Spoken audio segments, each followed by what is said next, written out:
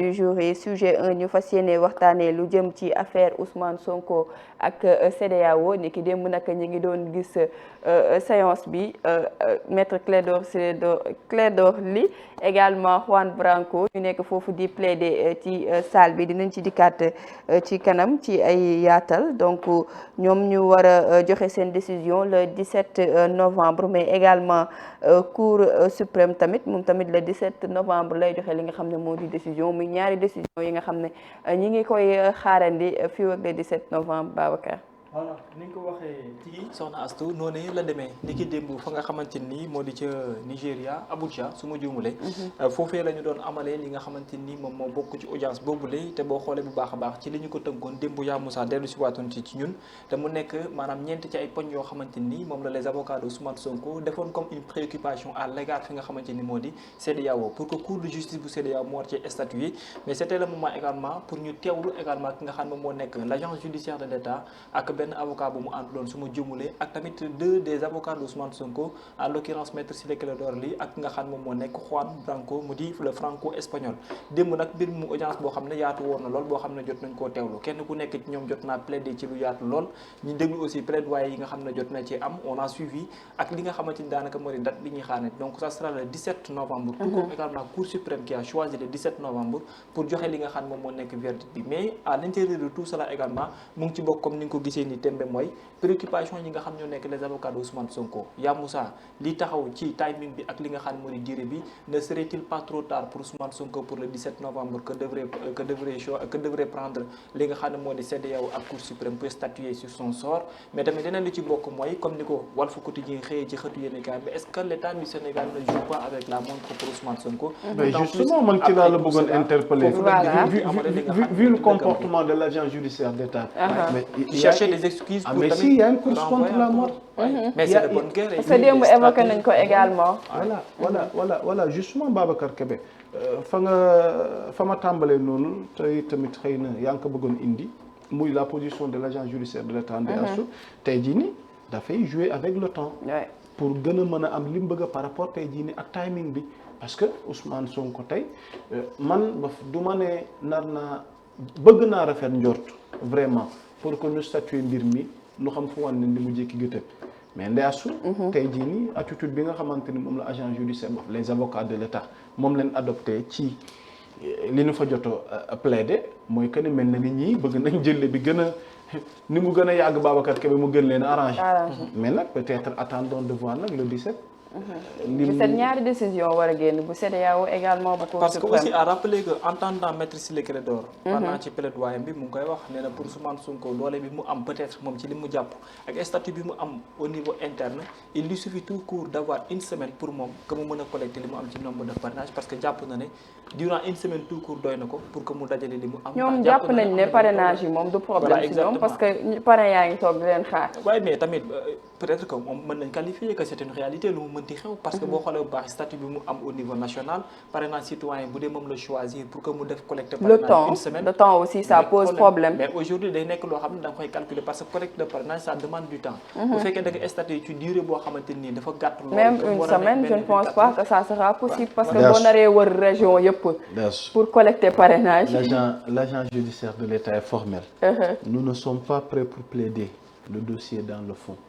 et ñëpp wax dëgg fa lu waaye gàtt xam-xam gàtt xalaat xam nga ni l'État joue avec le temps joue avec la montre n'est-ce pas te loolu la ñu fi mu ne ni attitude yi nga xamante moom la avocat yi nga xamante ni ñooy leen État adopté et tamit mais ils n'ont pas été écoutés et leur requête a été rejetée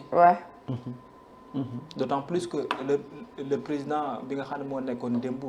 di wax ci la bàyyi gars yi ñu plaidoyer bi ñu defee seen plaidoyer ba pare ci leen xamal le 17 lay génne verdict léegi nag ci biir loolu ci ngay xaar exactement par rapport aux préoccupations yi nga xam ne les avocats d'Ousmane Sonko mettre nañ ko sur la table lan moo ci war a mën a nekk wala est-ce que réellement mettre les sur ce point wax na lu am solo maa ngi jégalu doguma la parce que quand l'État du Sénégal dit que la Cour suprême va statuer mais il n'a pas dit que la Cour a programmé pour le 17 novembre quelle sera la possibilité offerte à Ousmane Sonko d'avoir les fiches après le 17 novembre 2024 ne peut pas remplir les exigences du code électoral pour déposer les fiches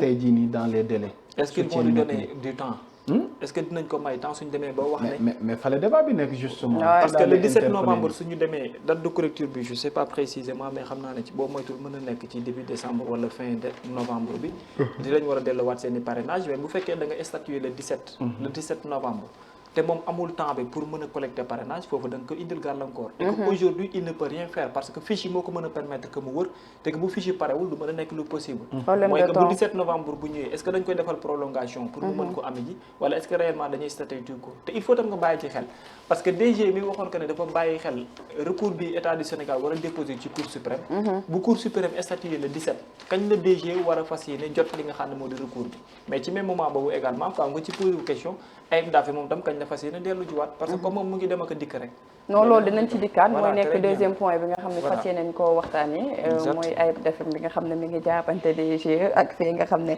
moo di Sénat mais est-ce que la situation peut changer entre temps pour Ousmane Sonko yaa Moussa. mën nga dikkaat ci question bi. est-ce que la situation peut changer entre temps pour Ousmane Sonko. non en toute honnêteté vu la démarche maanaam vu la marche des choses. ci niñ ko gisee ci forme bi.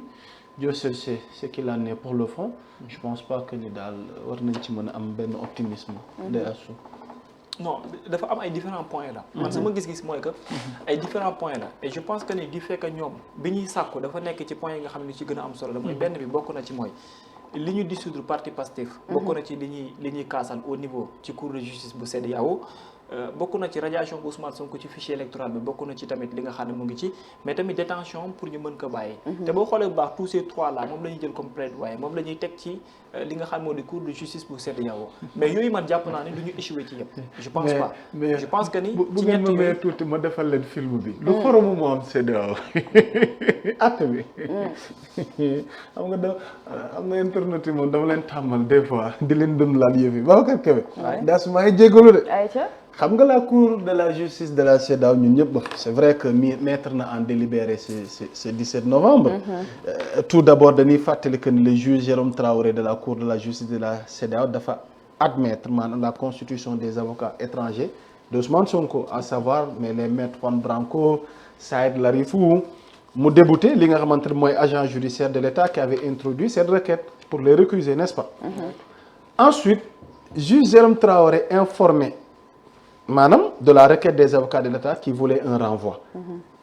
Par rapport ak timing bi Babacar Kébé avocat état sénégalais xam nga dañu bëggoon renvoi. da koo dàq. Très bien léegi nag nee nañ à cause d'une connexion instable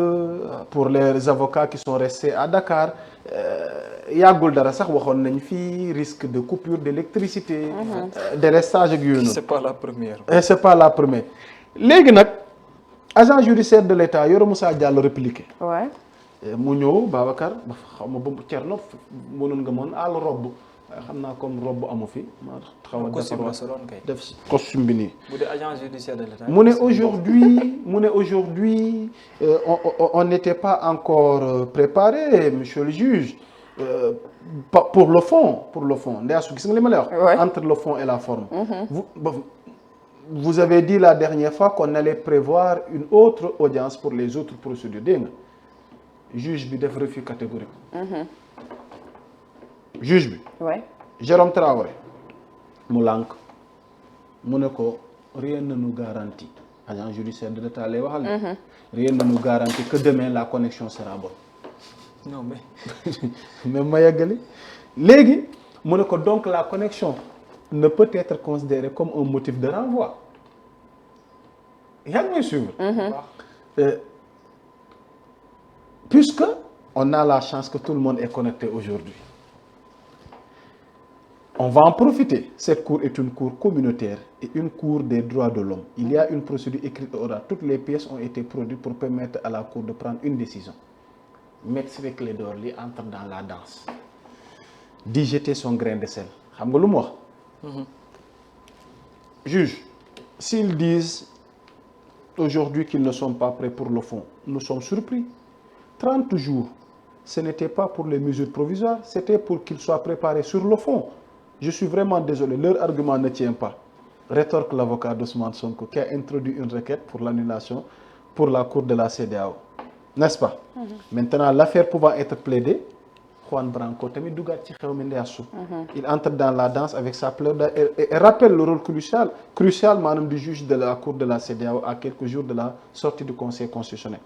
nee na dans quelques semaines le conseil constitutionnel va rendre officielle la liste des candidats pour l'élection présidentielle en février 2023 au Sénégal et Ousmane Sonko ne pourra pas se présenter sans votre décision maître juge Juan Branco wax li ni mel n'est-ce pas donc ce dernier insiste sur l'injustice subie par Ousmane Sonko depuis que Macky s'est rendu compte qu'il était le seul adversaire à écarter maintenant lorsqu'un État cesse de respecter ses propres lois et son propre droit c'est ce qu'on maanaam son autorité s'affaisse maintenant très posé il demande à la cour de justice de la CEDEAO au nom du peuple sénégalais de rendre à Ousmane Sonko ses droits et sa liberté. Pour sa part, Maître Clédor Ly a commencé par démonter les exceptions soulevées par l'État du Sénégal, tout en listant le nombre de fois que les droits de Ousmane Sonko ont été foulés aux pieds par l'État du Sénégal. Donc ci tënk ndeyasu donc mën nañu jàpp ni xëccoo bi ci ay layoo ils sont dans leurs droits autant les avocats de Sonko autant l'agent judiciaire de l'État ak ay avocats yi nga xamante ne ñooy leel État maintenant nag dinañ muñandiku délibéré bi nga xamante ne Babacar Kébé moo war a am le 17 novembre mais ce jeu de course avec la montre qui arrange l'État qui est en faveur de l'État et que l'agent judiciaire li ma fa bëggoon fàttali joue bien son rôle xam nga keroog ñëw na connexion bi baaxul. wax naa ko léegi coupure mën naa am. mais tamit désolé mais le problème se trouve où Ya Moussa. C'est vrai chercher à gagner du temps parce que ça t'arrange mais avec la manière aussi. ak ban excuse ngay joxe. parce que tamit je trouve. parce que soo demee bañ naan la tamit ay. non mais ci jour bu njëkk bi ñu ko doon amal maître Ciré Clédor il est en fait démb soo xoolee sax dañ ko c'est un peu ridicule bañ ba mu ko naan.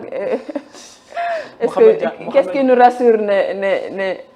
électricité coupure. waaw mais beneen bi ci nekk mooy que. en fait c'est rigolo. waaw non mais dina nekk loo xam ne lu divertissant la doon parce que quand tu cherches des excuses yoo xam ne ñu bare man mii ne fii nii biir Sénégal nga xam ne samay moyens demeewul noonu su ma bëggoon a connecté wu pour ay mbir ak yooyu ma lijjanti ko ça sera pas un problème. quand il s'agit de l'agence judiciaire de l'État bu bëgg a joxe excuse boobu noonu dafay xaw a nekk loo xam ne lu doy waar moom lay doon leneen li nga xam ne dina ci bokk tantôt mooy la question bi nga posé ci fan la war a mën a nekk un peu l'avantage wala mu nekk inconvénient wala lu ci mën a xaar c'est que ñoom bu ñu tegee seen i ay argument ak li ñu bëgg ci kanamu nga xam ne moom moo nekk cour de justice bu CEDEAO tënk ko ci ay points est-ce que point yëpp dina ci nekk loo xam ne non satisfaction lañ ci am je sais pas mais jàpp naa ne il se peut que am na point yoo xam ne peut-être mën nañ ci bañ am satisfaction ci li juge bi di ardu ji mooy le 17 novembre mais am na yoo xam ne jàpp naa ne war nañ ci mën a am satisfaction d'autant plus damay référé wu ci si cette décision qui a été prise par un juge à l'intérieur du pays qui est un magistrat peut-être tout comme eux mais li ci bokk mooy que yenn bëgg-bëgg yi mën na bañ am satisfaction parce que trois yi ma limal sànq ni boo xoolee au début te mu bokk ci mooy que ñu delluwaat parti bi en attendant boolewaat ci moom mu am liberté ba pare ñu delluwaat ko ci fichier yi yooyu yëpp moom bokk ci li nga xam ne sàkku nañu ko mais yeneen li ci bokkaale mooy maître Ciré Clédor il a parlé d'une majorité bi mu jàpp que ne ñoom ñoo faral Ousmane Sonko loolu gëm-gëmam la mais est-ce que c'est moom moo nekk la réalité beneen laaj bu samp la leneen li nga xam ne jot na ci bokk mooy que lu jëm ci wàllu fichier bi anam bi ñu ko ci diddee loolu tam plaidé nañu ko mais même bu ñu plaidé bu ñu defee lépp CEDEAO war a statuer bu statuer ba pare année ban impact la war a mën a am mais l'application comment ça va se passer laaj boobu bu am solo la parce que tamit ñi seen xel maa ci jëm ci wàll dinañ ci ñëw parce que li tax ma am ci inquiétude mooy CEDEAO cour de justice bu CEDEAO yàgg na di jël ndogal mais nan la ci état du Sénégal di doxee ak nan la ko état du Sénégal di appliquer l'application donc ñu xaarandi décision boobu le 17 novembre décision CEDEAO ak bi nga xam ne moo di cour suprême dañuy dugg ci dernier sujet bi wax lu jëm ci